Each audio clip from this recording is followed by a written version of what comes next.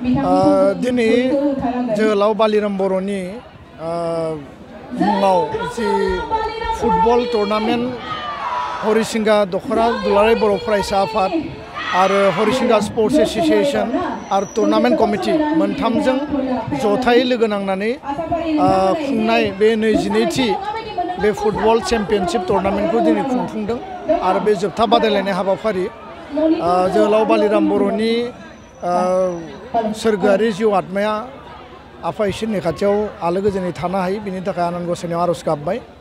जों बयबो मिथिगौ जोहोलाव बालिराम बर' बिथाङा बड'लेण्ड सोमावसारनायनि सासे मैखोम दैदेनगिरि आरो बिथाङा माहारिनि थाखाय जिखिनि हाबा मावनानै गालांबाय माहारिनि आदर्श हिसाबै बिथाङा हारि सिबिनाय हारि अननाय आरो हारिनि थामोनथा रैखाथिनि थाखाय जिखिनि हाबा मावना गालांबाय बे गासैबो हाबाफारिफोरखौ बेयाव जुगामि खालामनो थाखाय बिथांनि गोसोखांथियाव बे नेरसोनथिखौ जुगामि खालामनो थाखाय दुलाराय बर' फरायसा आफाद हरिसिंगा आनसलिक कमिटिया नारा-नाथा जुजिबोदों नाजाबोदों आरो गोलाव सम गोबां माने जेंना जेंसिनि गेजेरजों बे गेलेनाय हाबाफारिखौ खुंबोदों।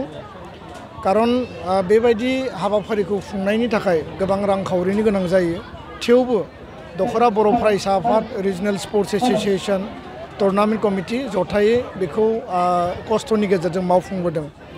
बालिराम बर'नि जि माहारिनि जि कन्ट्रिबिउसन मेंनो रोङै सासे जोहोलाव आरो बड'फाजों थाफानानै बिथाङा जिखिनि हारिनि थाखाय हाबा मावबाय बड'लेण्ड मोनफुंनांगौनि थाखाय जिखिनि सुप्रिम सेक्रिफाइस खालामबाय दा बिथांनि जिखिनि मावनाय दुलाराय बर' फरायसा आफाद आरो उदालगुरि जिल्ला एबसु हरिसिंगा आनसलिक कमिटि एबसु जों बयबो जथायै उननि समाव गोबां हाबा मावबावनांगौ दङ। बिथांनि मुङाव माखासे गोसोखांथियाव गोबांथार हाबाफारि लानाय माखासे जोंहा इन्स्टिटिउसनेल बेयाव लुफुंनांगौ दाफुंनांगौनि हाबाफारि दङ। बे गासैबो बिथिंखौ उननि समाव रायजो राजानि मददजों आरो सरकारनि माखासे पलिसि नीतिनि गेजेरजों मावफुंनो हागोन होननानै जों सानदों आरो बेबायदि जोहोलावनि मुङाव जों जेब्लायबो रायजो राजाया मदद होबोदों आरो उनाव रायजो राजानि मदद मोनलांगोन। 3 बोसोरनि उनाव सिलभार जुबिली जागोन आरो बे समसिम जाहाथे बयबो मदद होलांगोन आं बेखौनो मिजिंथिबाय। गोजोन्थों। শ্ৰদ্ধাৰ কোকৰাঝাৰবাসী জনগণ ইয়াৰ দ্বাৰা কোকৰাঝাৰ পৌৰসভাৰ অন্তৰ্গত অঞ্চলত বসবাস কৰা জনগণলৈ এটা জৰুৰী ঘোষণা আগবঢ়োৱা হৈছে।